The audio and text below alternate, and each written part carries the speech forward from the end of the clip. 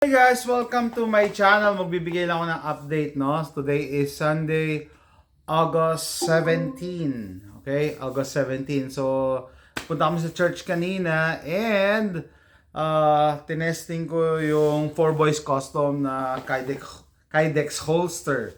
Okay? So, doon sa nagtatanong, meron silang Facebook page. Message mo na lang. Type nyo lang 4Boys Custom Kydex. Anyway, so bigyan ko kayo ng update. Bumili ako ng t-shirt a few days ago. Ay, yung polo na medium. Usually large na yung ginagamit ko. So ito medium. So update na rin sa aking weight loss journey. Actually hindi pa nga ako ganun kaseryoso mag weight loss. Meaning hindi talaga yung pukpukan. Actually kagabi nag-buffet lang kami. Pero ini-incorporate ko sa kanya, pag kumain ako ng madami, hindi na ako magdi-dinner, or pag dinner yon kailangan i-burn, mga ganon. Tapos kinabukasan, nagko-Quaker oats ako, mga ganon. Okay, so ayan, medium to. Gulat nga ako, kasya, medium. Medium to na polo.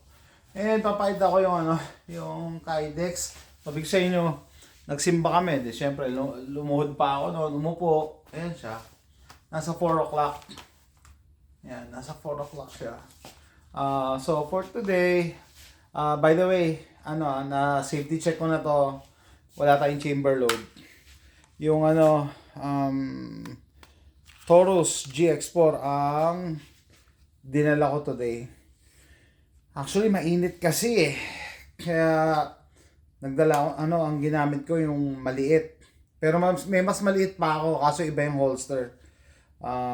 Ruger LCP 380. Pero dalawa yung pinadala sa akin. Yung isa yung pang Glock 19. So, pinark ko muna yung pang Glock 19. GX4 ang gamit ko. Okay, so yan. Tapos, ito yung holster para sa magazine. Dito lang ako naninibago. Hindi ako sanay na magazine holster para sa magazine, sa spare mag. So usually kasi yung spare mag ko, binubulsa ko lang eh. So ayun, parang rin, tawag dito. Learning curve. No?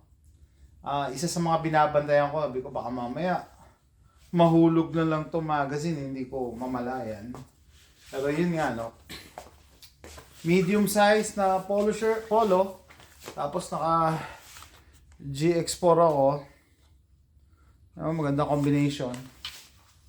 And shout out sa mga nanood nung live stream namin nila Doc Lawrence yesterday, malapit na, konting kembot na lang, pwede na rin kayo mag inside the waistband. So keep in mind, pagka na-carry na kayo on body carry, sabi ko nga, pipiliin nyo na yung mga isusuot nyo.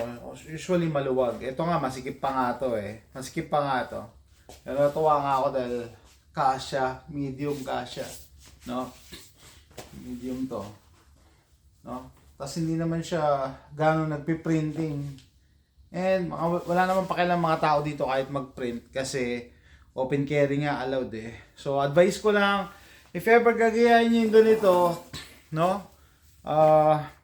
magpatong kayo ng coat or jacket pag malamig o umuulan. Pagka hindi naman, t-shirt tapos manipis na polo, pwede nyo ipatong. Yun, matatakpan na yung likod nyo.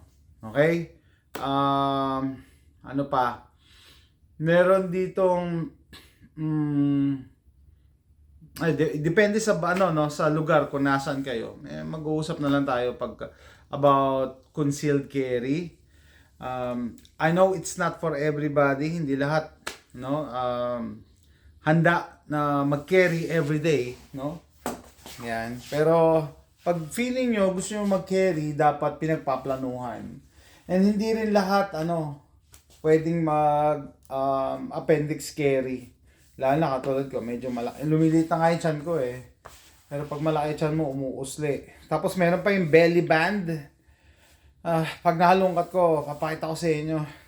Hindi rin kasi bubukol din eh. Unless meron kang jacket. Unless meron kang jacket na pantakip. Ito talaga gusto ko ipakita. Ano pa? Tapos pag magkikerry kayo ng ganito, it's up to you kung gusto niyo magkaroon ng panloob. Ayan, kita laman, no? Panloob na t-shirt or sando. Lalo na kung mainit.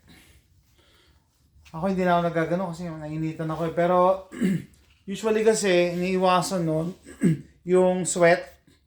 Ayaw nun ma-transfer sa baril mo kasi yung pawis mo dumikit sa bakal, kakalawangin, no? Usually yung baril, kinakalawang yung baril. Pero pag Kydex, wala nang problema. Yung leather yata, naapektuhan yun ng sweat, ng pawis, no? Kaya hindi rin advice. Kaya hindi ako nag-advise ng leather. Nung unang panahon, leather, okay. Pero ngayon, may Kydex na kasi. Yung retention kasi ang pag-uusapan dito eh. Sigurado mo hindi malalaglag. Tapos, kung sakaling uupo ka, kasama yan sa i-consider, yan, tatanggal, ano ko, hindi ko tatakpan. Kasama yan sa i-consider mo kung komportable ka ba. Pag nandito talaga sa likod mo, mahirap mag-drive. Dito na lang. Kaya iba, style pa pala ng iba, pag magdadrive na, hinuhugot nila, nilalapag nila, or somewhere sa kotse, hugutin mo yung buong holster, tatabi mo, tapos magdadrive. Tapos bago ka bumaba, kaya mas maganda yung mga quick attach and detach eh. Yan. Lalagay mo ulit. Okay?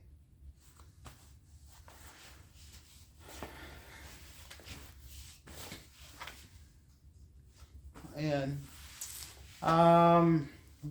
What else? Depende rin sa no? Isa rin sa pagpaplanuhan nyo, yung round count. Just because 12 rounds siya, pupunuin mo ng 12 rounds. I-consider nyo yung weight. Ako hindi ko pinupuno eh. Parang 11 rounds to. 11 round ba to? Ito, yeah, 11 rounds yung nando.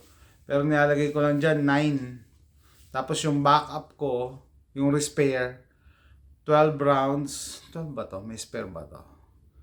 Pero nilalagay ko lang 10.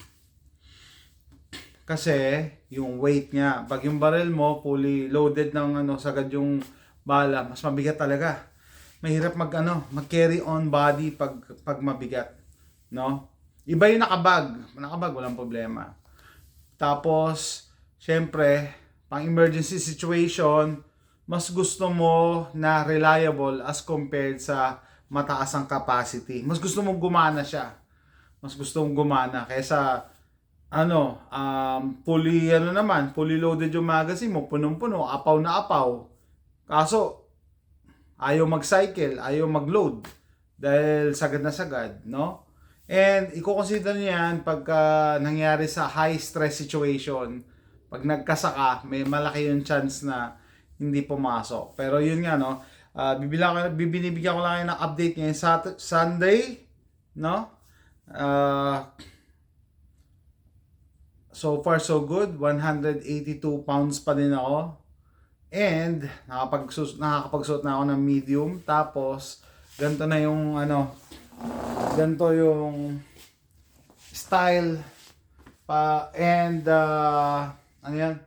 ganito pag kineri mo yung Kydex ng 4 Boys Custom. Yan, medyo may bakat. No big deal. Lalo na pag yuyuko. Ayan pa rin. Pag uupo, okay lang din. Hindi pa naman hindi naman maselan dito. Dati nung wala pang open carry dito, palagi akong conscious kung bumabakat ba sa likod or what. Pero ngayon, okay lang. And people don't care dito. So, know the laws kung nasan kayo. Pag nag-start na mag-carry and countdown na tayo dahil yung amendment natin ay nasa Office of the President na. So, sabi nga either hindi niya permahan or pirmahan niya, magiging batas yan in 30 days. Pag pinirmahan niya, mas mabilis, mas mapapaaga. Pero pag hindi niya pinirmahan, magiging batas pa rin. No? So, kasama niya dyan siguro yung isa sa mga mabigat dyan na amendment, yung inside the waistband carry. So, pinapakita ko kung paano ako mag-carry ngayong Sunday, no, dito sa church. By the way, nag-carry ako sa church doon sa nagtatanong. Okay, depende kung nasan kayo sa Pilipinas yata.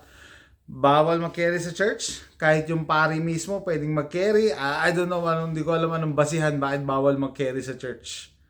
No? Baka sabihin mo, nasa simbahan ka eh. Ha? Ba't kailangan mo ng baril?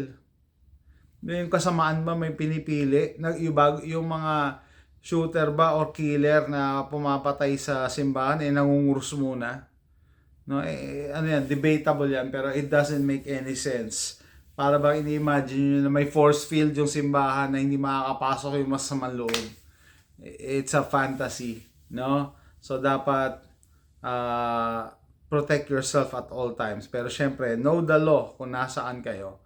Pero dito, allowed by law mag-carry sa church unless meron silang nakapost na sign, na legal sign, no? 30 yard 6. Tapos sa alam ko sa sa schools bawal mag-carry. And then yung mga private establishments allowed mag-carry unless may nakapost na sign. Mga lugar na may inuman, alak, bawal mag-carry. Okay? So, yun lang. And ito pala, pag may mga nakapost na sign pala, may mga nag-comment, bago tapusin tong video to, meron kami pinuntahan na kainan, may nakapost na sign na bawal mag-carry. Sabi, uy, may nag-comment, oh, ba't ka nag-carry? Blah, blah, blah. Alam nyo ba, ang punishment, pag ikaw nahulihan ka na may carry, pwede ka lang palabasin. Pwede ka lang palabasin. Papalabasin ka lang. Okay? Tapos, pag hindi ka lumabas, doon ka pala nila i-charge ng trespassing. Pero, kung lumabas ka, no harm, no foul. Ganun lang yon. Unless, ano pa pala, federal building ba, bawal. Hindi ko naman kasi, hindi naman siya nagpupunta sa mga federal building.